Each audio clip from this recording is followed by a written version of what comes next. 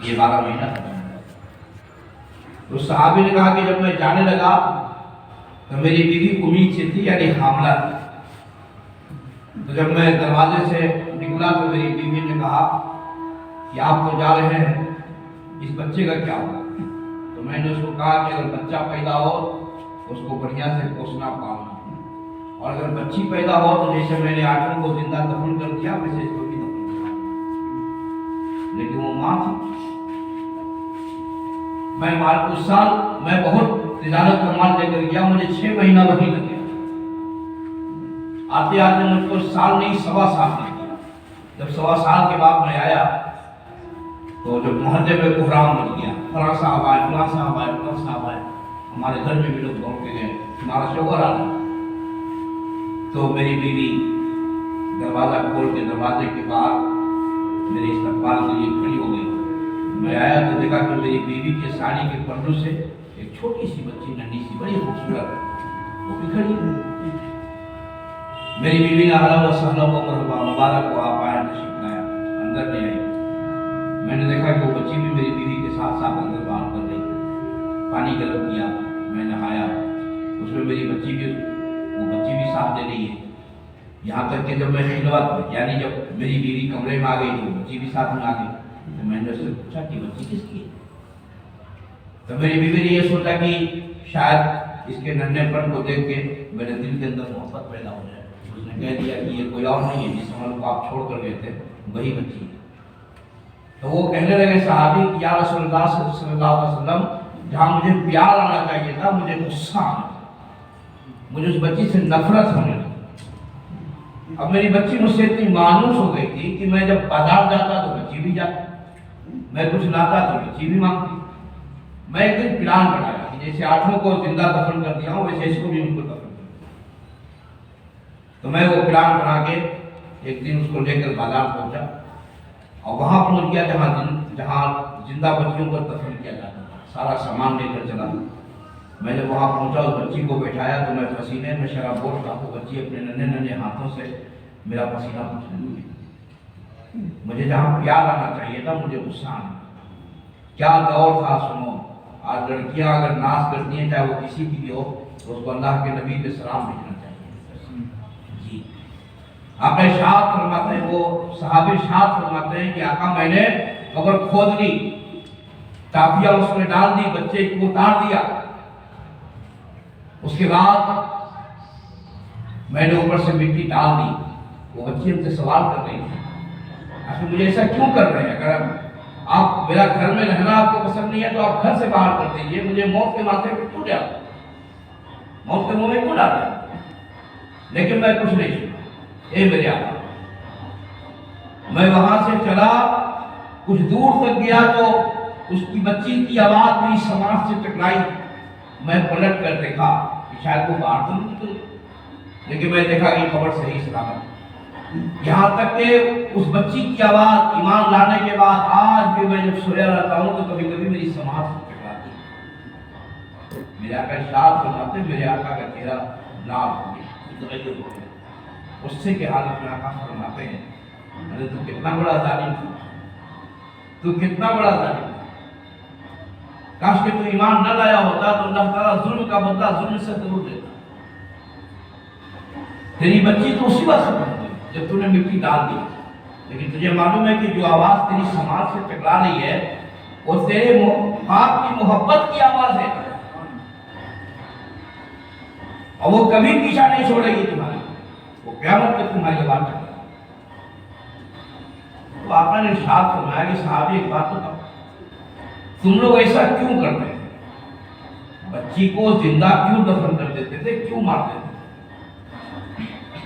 तो उन्होंने कहा कि या रसूलल्लाह सल्लल्लाहु अलैहि वसल्लम, अय्याम जाहिलियत में हम लोग ये समझते थे कि जब ये जवान होगी तो इसकी शादी देनी होगी, हमको एक दामाद लाना होगा, वो मेरा दामाद होगा, वो मेरा, मैं उसका ससुर बनूंगा, या फिर मेरा बहनोई होगा, मैं उसका साला बनूंगा। तो हम लोग ये समझते थे अय्याम जाहिलियत में ये गैरत की बात है, उससे बढ़िया तो है कि को मानना, न मेरा कोई दामाद बने, न मैं किसी का ससुर बनूं, न कोई मेरा बहनोई बने, न मैं किसी का साला बने। آپ ارشاد فرماتے ہیں یہی فرق ہے اسلام میں اور جاہلیت میں. ہمیں جہاں فخر کرنی چاہیے وہاں تم رسوائی محسوس کرتے ہو، اور جہاں رسوائی محسوس ہونی چاہیے وہاں تم فخر کرتے ہو.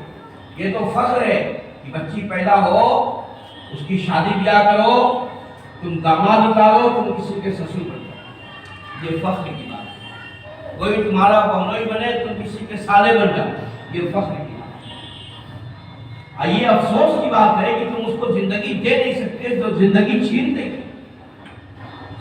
آج وہ دور آقا مدینہ صلی اللہ تعالیٰ علیہ وآلہ وسلم نے بچیوں کی پرورش کی، نواسوں سے محبت کی، اور وہی نواسے جب دین پہ بات آئی تو غیرت ایمانی کٹ تو گئے مگر اسلام کو ہلنے نہیں. تو نواسے سے محبت یہ نبی کی سنت بھی ہے، نبی کی پہچان بھی ہے کہ نواسہ سے محبت ہے، نواسی سے محبت ہے. مجدد علی ثانی علی رحمت رضوان جو 12ویں صدی کے مجدد تھے، احمد شاہ ہندی، ان کی ایک بچی بہت چھوٹی تھی.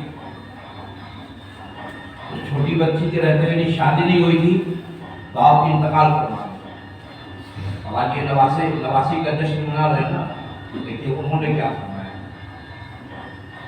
جب وہ انتقال کرنے لگے تو انہوں نے اپنے لوگوں کو بلایا، گھر والوں کو بھی، اپنے چاہنے والوں کو بھی کہا کہ سنو، اللہ نے مجھے بڑھاپے میں ایک بچی دی، ابھی چھوٹی ہے، لیکن میرے مرنے کے بعد کیونکہ میرا وقت ہو گیا، میں مر جاؤں گا، اس کی شادی ہوگی تو نواسا ہوگا.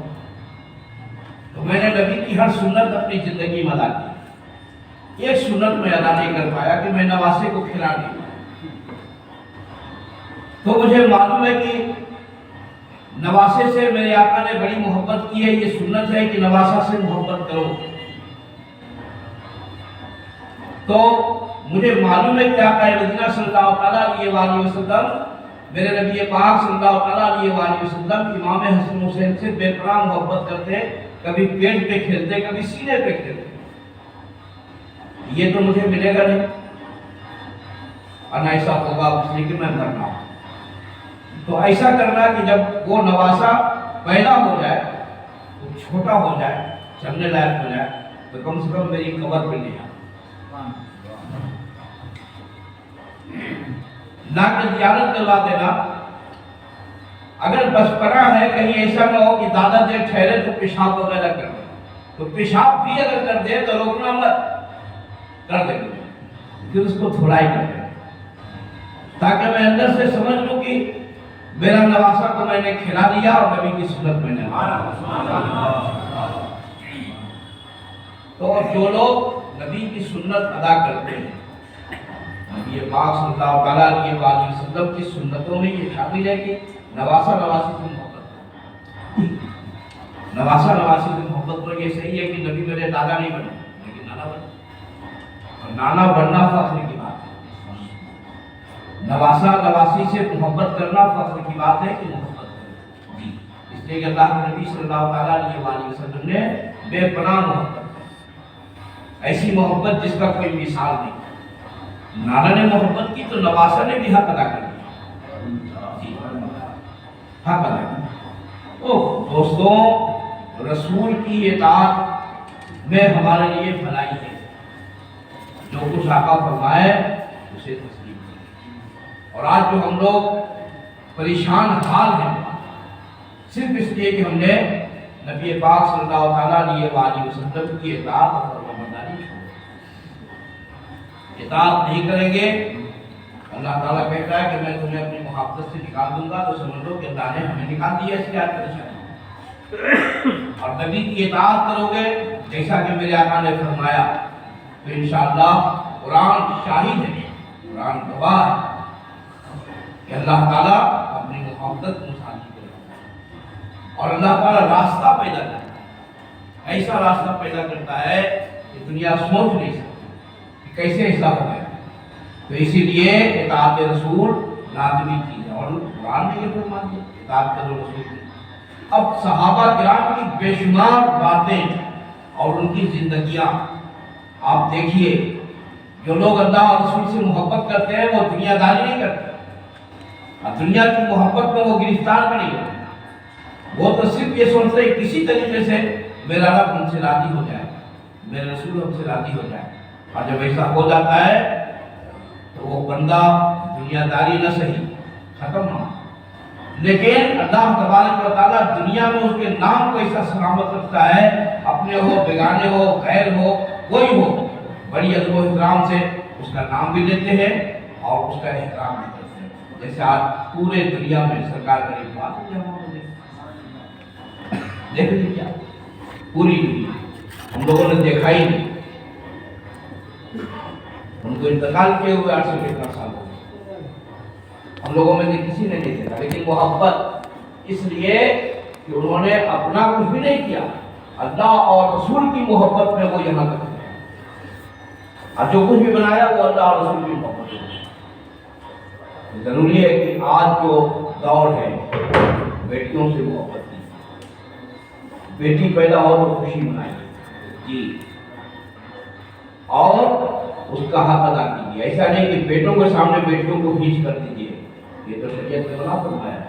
نہیں, غلط بات. بچوں کے ساتھ محبت کیجیے, لیکن وہ آپ کے یہاں مہمان ہے. آقا کیوں ان کو رحمت کریں؟ آقا اس لیے رحمت کر رہے ہیں کہ مہمان آتا ہے تو رحمت آتی ہے. 20 برس رہے, 22 برس رہے, 25 برس رہے آپ کیا, وہ مہمان ہے آپ کے. ایک دن وہ اپنے سے ساتھ کریں. مہمان کی قدر, مہمان کی اطلاع کیجیے جی, اور اس کو کبھی بھی رسوا اور ذلیل نہ کیجیے. اللہ کی رحمت آپ سے رک جائے گی. تو آج بچیاں پیدا ہوتی ہیں, ایک تو ہم لوگ چاہتے بھی نہیں آج کے دور میں, ہم لوگ چاہتے خالی بچہ ہی پیدا ہو جی, اور اگر ہو گئی تو چہرہ بھی لٹک جاتا ہے, منہ بھی چھوٹا ہو جاتا ہے. جبکہ اللہ تبارک و تعالیٰ جس سے بہت خوش ہوتا ہے اس کو بیٹی دیتا ہے. جس سے بہت خوش ہوتا ہے اس کو اللہ تعالیٰ بیٹی عطا فرماتا ہے جی. یہ لوگوں نے پڑھا, تو ہم کو تو خوش ہونا چاہیے کہ اللہ تعالیٰ ہم سے خوش ہے, اس لیے ہمیں بیٹی عطا فرماتا ہے. آئے میرے بھائی, اطاعت کرو رسول کی, اس میں ہی اللہ کی اطاعت ہے. اور جو رسول کی اطاعت نہیں کرتا اللہ بھی اس کا محافظ نہیں ہوتا. اسی لیے آج کا یہ بس 2 باتوں پہ تھا. ایک تو یہ ہوگی, دوسری بات ایک اور جس کا تعلق اصحاب ثواب سے. امام صاحب بتا رہے تھے کہ ماں کے قدموں کے نیچے جنت ہے, حقیقت, لیکن باپ جنت کا دروازہ ہے. یہ بھی سنیے, ماں کے قدموں کے نیچے جنت ہے لیکن باپ جنت کا دروازہ ہے. اچھا, جب دروازہ نہیں کھلے گا تو ہم جنت میں جائیں گے. ماں اور باپ دونوں کو راضی کیجیے, دونوں کو راضی. لڑکیوں کو تو اللہ نے رحمت بنایا, لڑکی ہے تو رحمت ہے, بہن ہے تو رحمت ہے, بیوی اگر نیک مل گئی تو رحمت ہے, ماں کے قدموں کے نیچے جنت ہے. ٹھیک ہے, لیکن باپ جنت کا دروازہ. اب اس باپ کے سلسلے میں سنیے, آقا مدینہ صلی اللہ تعالیٰ علیہ وسلم نے ارشاد فرمایا کہ وہ بیٹا ظالم ہے, وہ بیٹا ظالم ہے, وہ ظلم کیا جو اپنے باپ کے قبر کے پاس سے تو گزرا لیکن کھڑے ہو کے فاتحہ نہیں پڑھا. تو جب مرے ہوئے باپ کی اہمیت میرے آقا نے فرمائی تو زندے باپ کی اہمیت کیا ہو. اس لیے ایسا نہیں ہے کہ صرف ماں ہی کو ہم راضی کر لیں گے تو ماں کے تو قدموں کے نیچے جنت ہے نا. آئی دروازے نہیں کھلے گا تو ڈنڈا بابا جائیں گے کیسے؟ پہلے تو دروازہ کھلنا چاہیے نا. دروازہ کھلے گا تو ڈنڈا بابا کی آئیں گے. تو خادم صاحب کو ٹھیک رکھنا ہوگا کہ تالا کھول دیجیے تاکہ ہم چلے جائیں. اگر خادم نے کہہ دیا تالا باندھ, ان کو جو کرنا ہے کرو, ختم معاملہ. اب یہ جنت ملے گی کیسے؟ جنت لینے کے لیے تالا کھولنا ہوگا. تو باپ جنت کا دروازہ ہے, ماں کے قدموں کے نیچے جنت. دونوں کو راضی کرو. یہ دونوں جب راضی ہوں گے تبھی تمہارے لیے بھلائی. ایک راضی ہوا اور ایک ناراض ہو کے گیا تو ممکن ہے. اسی لیے دونوں کو راضی کرو, ماں اور باپ دونوں. اب اس سلسلے میں بات, والدین کی محبت ہمارے لیے بہت بڑی بات ہے. اس لیے کہ اگر والدین کی محبت ہمارے دلوں میں نہ بسے تو پھر ہمارا جینا ہی بیکار ہے۔ دونوں کی محبت۔ اب جو کچھ ہم لوگ کرتے ہیں، چاہے برسی میں کریں، سالانہ میں کریں، ہفتہ کریں یا روزانہ کریں، وہ چیزیں ہمارے والدین تک ملتا ہے، اور ہمارے والدین کو جب ملتا ہے تو ہمارے والدین ہمارے لیے اللہ تعالیٰ سے دعا بھی کرتے ہیں۔ مرنے کا مفہوم یہ نہیں ہے کہ مر گیا، مرنے کا مفہوم یہ ہے کہ روح نکل گئی لیکن وہ اپنی جگہ پہ، میرا چلنا پھرنا، کھانا پینا، جینا مرنا سب کچھ وہ دیکھتے ہیں۔ ان کی نظروں سے، ہماری نظروں سے وہ اجر ہم، اور ہم ان کی نظروں سے اجر نہیں۔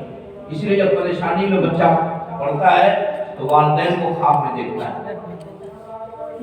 کیوں دیکھتا ہے؟ کہ اللہ تعالیٰ ایک راستہ بناتا ہے کہ جا کے دیکھو اور سمجھاؤ۔ تو جب محبت کریں گے اپنے والدین سے تبھی یہ معاملہ ہے۔ ماں اور باپ دونوں سے محبت کیجیے، ایک سے کیجیے اور ایک کو ناراض کیجیے، ایسا نہیں ہے، دونوں سے محبت کیجیے۔ اور ماں باپ جب آپس میں الجھے تو کسی بچے کا کوئی حق نہیں بنتا ہے کہ وہ کسی ایک کا سہارا، دونوں کی بات دونوں کی۔